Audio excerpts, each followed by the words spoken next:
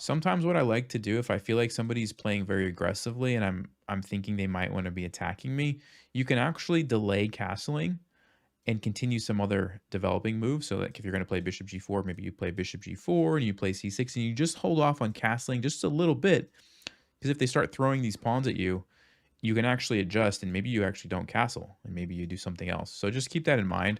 Um, but this is fine too. You just have to be willing to defend a little bit. But there's nothing wrong with that.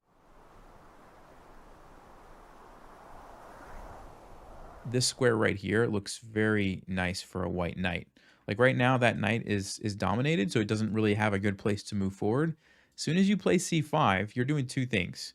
You are creating a backward pawn here, which this rook is going to be have some long-term pressure there, and you're giving a nice square for this knight. Now, right now you have it covered, but that's gonna, that knight's gonna have to move real soon. And once that knight moves, white knight's coming in, and that doesn't necessarily look very good for you. So I'm not sure that I like that move. Yeah, this is a tough position though. Let's see what happens. So you took here, g5, and you go back. Okay. Yeah, see, this is what I was talking about. This knight is like really strong for white.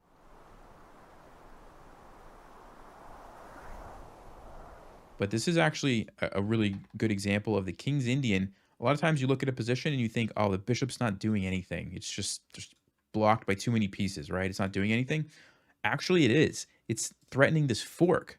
And all you had to notice was if I sacrifice my knight here, get rid of that pawn, sorry, and then you can take here and you get a nice fork and you unleash your bishop, right? And so after something like this, now your bishop's involved. And that's, yeah, pretty nice move there. So whenever you play a King's Indian type of game and you have this bishop sitting here, remember that even though it looks like it's stuck and it isn't doing anything, there's probably going to be at least one moment, sometimes multiple moments in the game where you can do some sort of a tactic like this, right? And it always looks different, but you got to remember like these tactics exist all the time. Sorry, this one. All the time in King's Indian types of games, right? Where you sacrifice that knight somewhere or you move that knight somewhere and attack something, and then bam, you all of a sudden get this nice follow-up threat. When you push this pawn up to g6, usually you need to put the bishop there only because you create some weaknesses along the dark squares. And if you put the bishop over here, those weaknesses are just going to sit there, whereas the bishop is going to cover them nicely. So I don't like to do a fianchetto type of move and not put the bishop there unless you really don't have any other options. But in this case, I think this is a perfectly fine plan. You play bishop g7. I don't know what white does, but you castle and the game goes on, right? Like you play d6, you bring this bishop out, and you have a very nice position. So that's the only thing I would say. Normally, this is a great move. Like if your pawn was back here on g7, I would say go for it. Bishop c5 is great. But in this case, I probably would recommend bishop g7 here.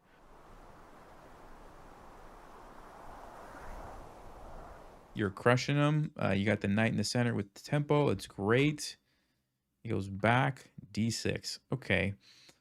So it's not a bad move, but you've kind of got the momentum, right? You have three pieces out. White only has one.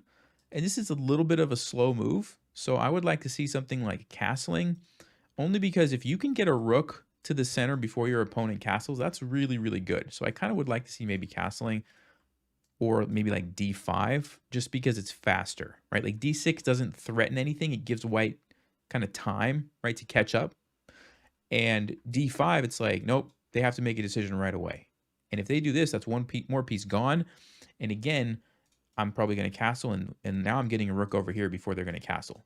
That's huge. That's huge. It almost always will open up tactical opportunities for you. So try to be thinking, when you're ahead in development, you want to be looking for the most aggressive move you can play, as opposed to if you're behind in development, you probably want to be looking for more defensive moves. Okay, so just keep that in mind. Looks good. Looks like there might be a little tactic that pops up here. Okay, he didn't play it. Bishop takes f7. Looks a little bit scary, only because of this move. And you're probably still okay, but now your king is a little bit exposed. So you want to watch out for that tactic.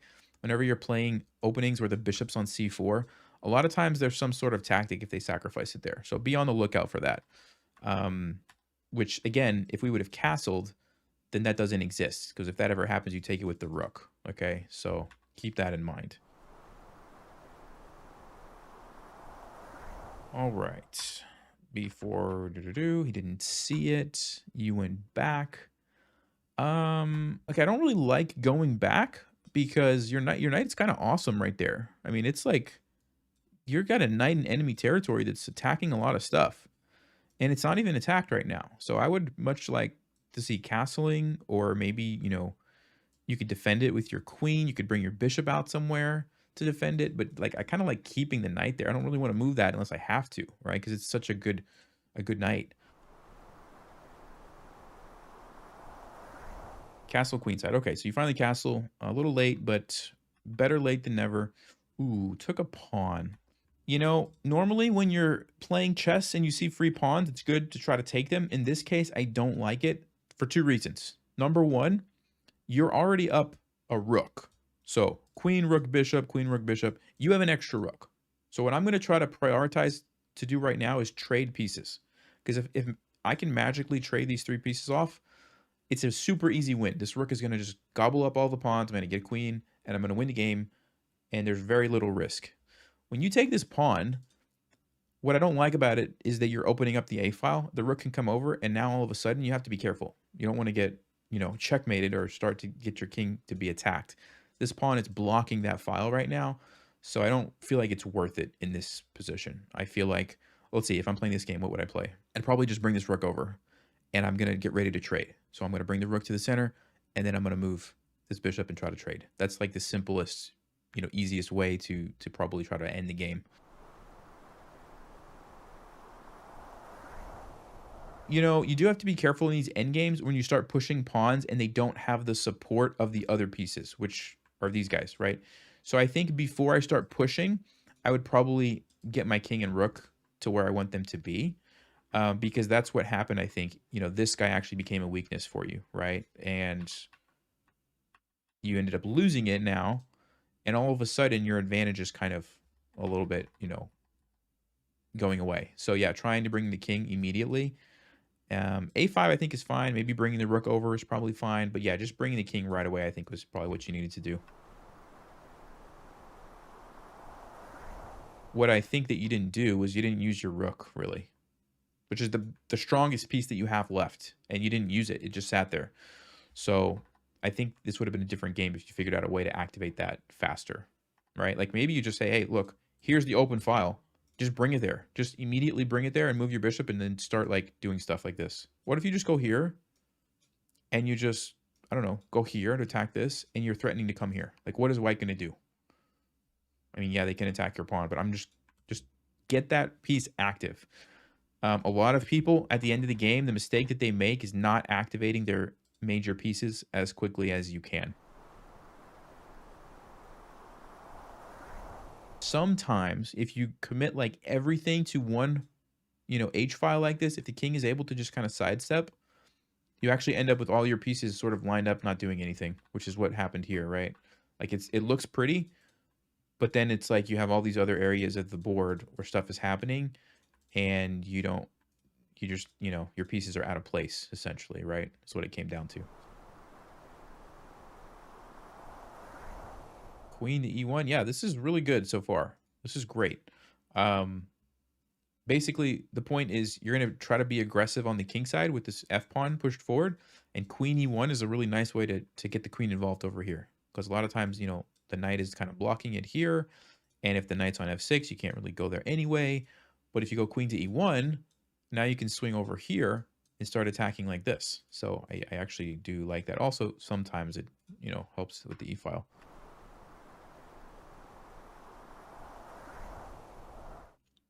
Yeah, I think that's a great move. It gains space. It really clogs up the bishops, right? Rather than trading and kind of opening things up for the bishops, you just block it off, which is fantastic. You have two knights. That's kind of how you want to play. So really good. Okay, knight b4. What I don't like about this is that white has three pieces out, getting ready to castle. Your king is not ready to castle right now. Maybe you're going to castle this way, but if you're going kingside, you still have some work to do. And you're going for a threat that's pretty easy to defend. Like bishop b3 just looks like white can just easily defend, and then your knight's kind of like, what is it doing there? I don't know. And yeah, sometimes it actually can become a liability because it's not defended over here, right? So I don't really like that move. d4, d5 probably. Oh, bishop b4. Okay. a3. Problem with that is black's just going to take it and take your pawn. And black's going to be winning. They didn't take your pawn. That's a big mistake. They just take this. Just take the pawn. See, a lot of times this is bad when you put your piece in line with your king because the queen's going to come over and now you're in trouble because you're pinned. But why is this so different? There's two reasons. Number one reason, black has a very easy move, d5, and it's nicely defended with a pawn. That's one reason. The other reason, one of the dangers of this normally is that white would attack it with a pawn. But look at this. There's no pawn that can attack it. This pawn's already been moved forward. This pawn is gone. So that knight is actually super powerful now. And black could even play f5 or bishop f5. And it's just going to sit there all game and be annoying. And you're not going to be able to do anything about it. Like you literally just can't do anything about it. Even if you got your bishop there and took it, white's probably just going to, or black's probably just going to take it back. I don't mind that. That was shut down, so you relocate to a new diagonal to create threats over here. I actually like this. Is actually a common thing. Sometimes when things aren't working out on this diagonal, it's okay. Just drop it back, create some new threats somewhere else. So I actually do like that. Okay, you brought the queen over. Yeah, now it looks really good. This is pretty dangerous. If you guys ever see an opportunity to do this, where you can put your queen and bishop attacking h7, a lot of times the only thing defending that is going to be the knight on f6. And if you have a piece that can attack that, like we have here, this is super dangerous because it's very difficult for black to stop this. I think so far so good. Everything looks great. Perfect. You even got the queen in a nice square. Okay, c4. All right, guys. When you see this move, does anything jump out in your mind as like, ooh, that looks like a mistake? There's two things, and I think you guys both are some of you are saying them. Number one, this is a backward pawn, which means it's a weakness. It's a target. That's going to be very easy for us to attack. Bishop f5, rook to d8, knight to b4. I mean, we can just easily pile up on that thing.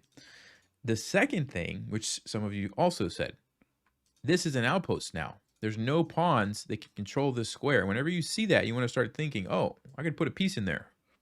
The knight, maybe a bishop, and whites can't do anything. That's the drawback when you push a pawn like this 2 squares forward. See, if the pawn is back here, that pawn is super solid. I could put a rook and a bishop and a knight attacking it.